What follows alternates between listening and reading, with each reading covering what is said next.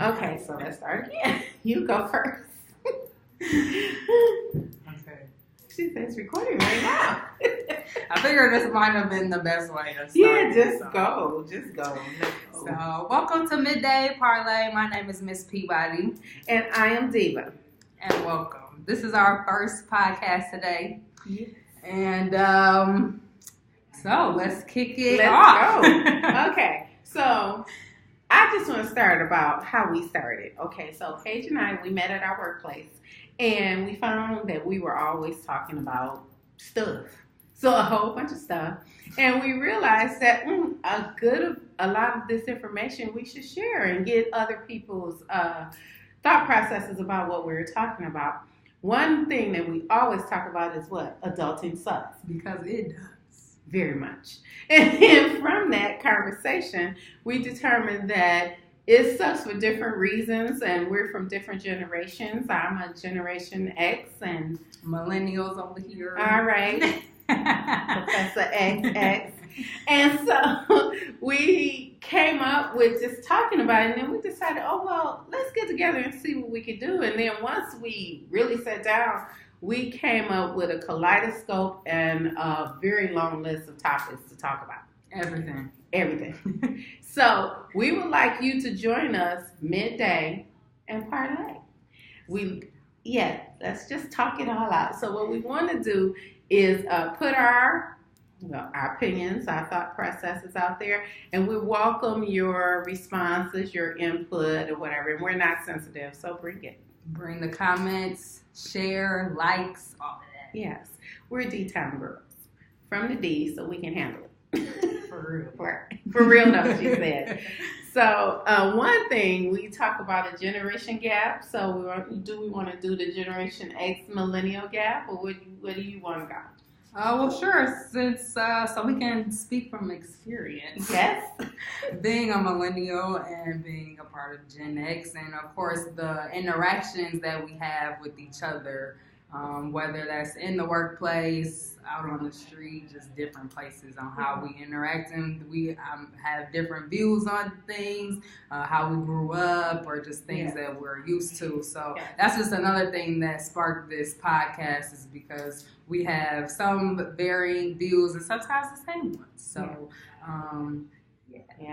I really had a view of millennials until I met Paige.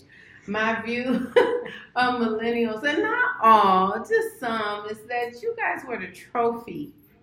You know, you were the trophy generation. And what I mean by the trophy generation, back when I played Little League, back when I danced in dance class, you only got the high certificate or the trophy if you were that good.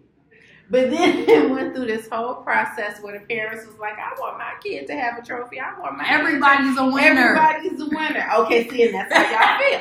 And so that's how y'all feel. So you guys get into the workplace, and because you come to work, I'm not saying all millennials. No generalizations over here. But some folk I noticed that were in that millennial line would come to work because they came to work every day, because they did just their job, and because they came to work every day. By the time you come to the point of an annual evaluation or something like that, they're like, I should get promoted. For what, sweetheart? What did you do? For showing up to work. For showing up for work. I said, but I mean, things that require that is, where did you go above and beyond? What did you do that was extra? What did you add to the bottom line? Did you bring like an extra $1 million in? What did you do to bring that in? And they would look at me like, what are you talking about? So I took two people. They will remain nameless, but if they watch that, they might watch this, they'll know who they are. And I said to them, you have great opportunities. You received opportunities that someone at an entry level should not receive. But now you want a promotion because you showed up for work. Could you just kind of just come back with some innovative ideas, some new processes, some things that you can do to you know, or if they can back up why they should But get a promotion. And I'm with that. Okay. Back it up. Now, if you done something, hey, I'm all about giving you what you deserve, but not just because you showed up. That's true. And then us Generation Xers, I think we are definitely a product of our parents, of the, I wouldn't say, well, we came from the baby boomers, I believe. But you know, the thing they tell you is get a job, keep a job. If you got insurance, get a job, keep a job. Y'all, how y'all feel about that? Well, it's true. With millennials, the trends I've been noticing are a lot of like freelancers or not staying with the same company or the same position for very long. I think I read an article. It was like the average time is like 3 years for a millennial to stay, or like you're lucky if you get them for 3 years if they're not gone by then. That's true. You got to keep I feel it's like you have to keep our attention and just keep our want to really be there. I know, when you're someplace for 8-9 hours out the day, it's like you want to be there and want to do the work that you do. And I feel like we're so, okay, I'll leave and find something else. Like we're just so quick to, kind of like, not even if we don't know what we want, it's just like we're gonna leave. We're gonna figure it out. Yes. And I think that is a very big difference between our generation in terms of work life, for sure. But on the other side of that, being a person of the generation where you were told and you were taught, get you a good job. No, graduate, go to college, get a good job, and stay at that job. I think we missed the stay at that job part. Yeah, but you know what? The thing about that is, the one thing I admire about millennials is that you don't. You feel like, I wish I had that about me, because I like security, and I like, and that's very important. Yes, security is important. But it does get to a point where you think, like, maybe I should, like step out on faith and see what's out there instead of staying in the same space, because then you become stagnant. I luckily didn't have to do that because my role changed. I'm at the same organization, but it changed so much. So many different departments and areas. That's good, but I think like a millennial, because I truly believe if I was still doing the same thing that I was doing the day I walked in there, and there's no way I would be there. Just no way. No way. Because of my creativity. I'm a creative person. I love music. I love movement. Oh, and there's no way I could have done it. And I think that's something else with, like you say, yourself. And I think that's something that we're always exploring. We're always looking for ourselves somewhere in something. Yes. And I think that's pretty different. We can be rebellious sometimes. So. Yes. There's this TJ Maxx commercial. And the commercial is just out now. It's getting ready for spring. And I saw it last night during the U of M game. Go Michigan. Woo, go blue. Woo. Go forever. Go blue. Although mine was green. But go blue because Michigan made it. Go blue. But it was on during the game. And I think it's TJ Maxx. And so you see the lady, I don't know if it had a guy in it too. You see them, but then they see themselves, and they're chasing themselves, and they're chasing themselves, and the other person is doing something different than what they're actually doing. Mm-hmm. But I know at the end it's all about the clothes, and it's all about the stuff you can get. It's about the product, but the commercial itself, I say a millennial must have put that together, because the commercial is the person chasing the person they want to be. Oh, wow. It's how I perceived. It's how I perceived it. It ended up being with her liking that outfit that she ended up having on. Of course. But through that, they were going through different walks, and like one lady, she was what was she doing? She was sitting like in the living room or something, but she was watching herself on a motorcycle. You know what I'm saying? So they was in their life, but watching their life doing something else. So that's how I sort of equate it. Like sometimes, like I've seen millennials, I was like, oh, I'm so proud of you that you went and did that. Go ahead. I wish I could do that, but you can do that, but you don't think you can do that. Hence this podcast. All right, seriously, it started just from a conversation. Yeah. And I was gonna say that commercial had to be during first half because you missed it. I missed the first half.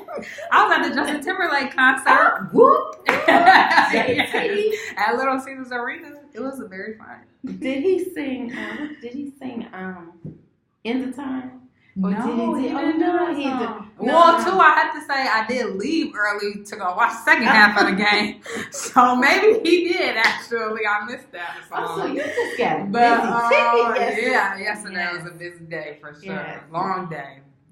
Yeah. But, yeah. That's good. So I think another thing that I think is really good with having such a mindset of, okay, been there, done that, I want to try something else. It gives you, by the time you get to a certain age, you have so many life experiences that you can apply to, like you leave this job, okay, it don't necessarily have to be a bad, it's just not a fit.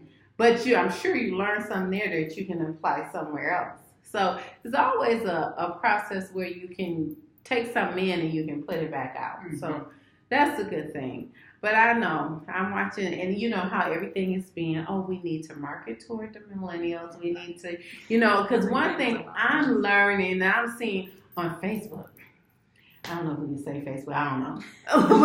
but on Facebook, is how these millennials, like when I was 20, 25, it was a big deal for me to just, okay, I don't thought it was a big deal. I'm going to Cali, I'm going to California.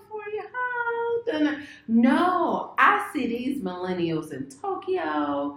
They're doing over. In Thailand and doing all that. And my biggest, I did all that when I was performing. It's not when I was 25, on my own. What should I say? When I was performing and got to see all that, it was because it was expense paid and I didn't have to do all that. But I had sat there and thought at 25, I want to go to Thailand.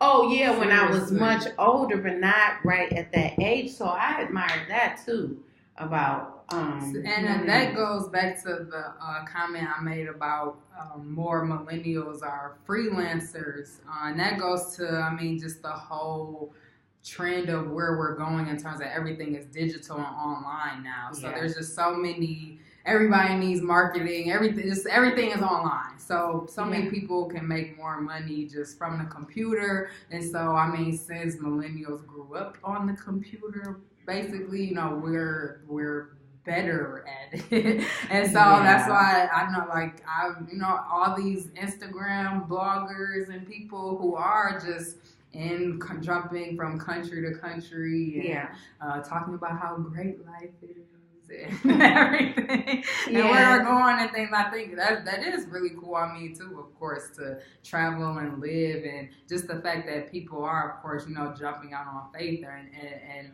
figuring out what they like, even just whatever that is. And I know for me, I think about with life period. I know it's just like if I were to live to be 100, it's like I don't want to be the same. I don't want to live in the same place. I don't want the same job like for 100 years. I don't want to live in Michigan for forever.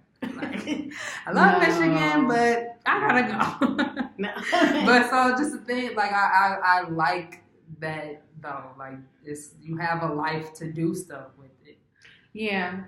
And I want to put out here, we're so thankful to Rework for allowing us to tape in this space. Indeed, yes. Thank you to WeWork. Yes, awesome space. Yes, and then you see this back here for those of you who are not really see.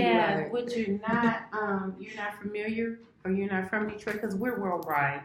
We're just claiming that our podcast is worldwide.